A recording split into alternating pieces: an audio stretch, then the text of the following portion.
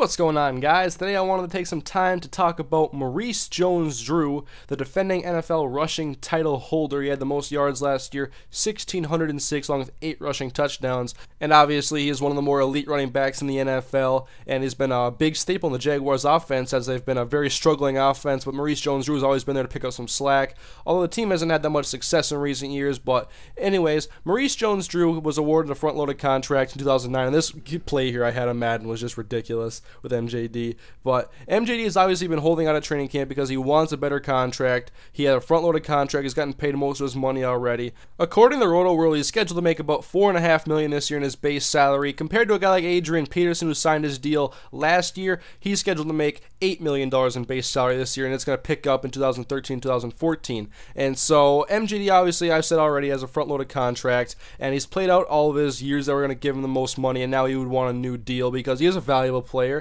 But even though MJD has been phenomenal his 3 years since he signed his new deal, they've gone 7-9, 8-8, and 5-11. So how valuable to the Jags is MJD? Well, of course, he's been their best player on offense easily, and their offensive passing game has struggled mightily and been among the league's worst in all 3 seasons. But still, running back is a devalued position. Everybody talks about this. Running backs aren't as valuable as they were a few years ago. Elite running backs are not taking teams to the championship games.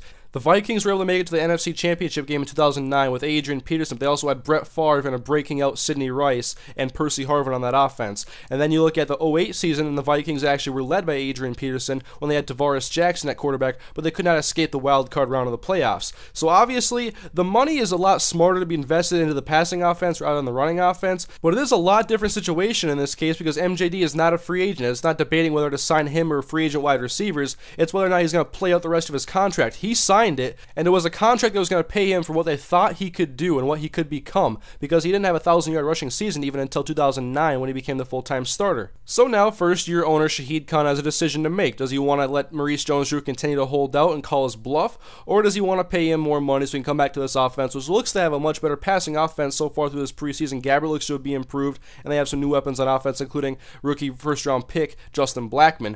And now, over the past couple of days, I've been reading about teams possibly interested in trading for Maurice Jones-Drew, like the New York Jets, who could use a better option for their power run offense. Articles are saying that Maurice Jones-Drew is open to a trade. Doesn't look like Shahid Khan, the owner, is, but there has been teams apparently contacting the Jaguars about trading for him. So I would think if they had the right offer, they would at least think about it. Even though he is a first-year owner and he could get a lot of heat for this move, I mean, running back is not that valuable. They have Rashad Jennings. He's not going to be a 1,600-yard rusher, I wouldn't think, but running backs aren't that valuable. Maurice Jones-Drew has already played for 6 seasons in Jacksonville. So what do you think is going to happen with this situation, guys? Is Maurice Jones-Drew going to be traded? I really don't think it's going to happen, but I'm not sure how I can see him playing for the Jaguars this year unless they up the ante and give him a new contract offer. But anyways, guys, let me know what you think in the comment section below. Thank you guys for watching. I'll see you guys next time.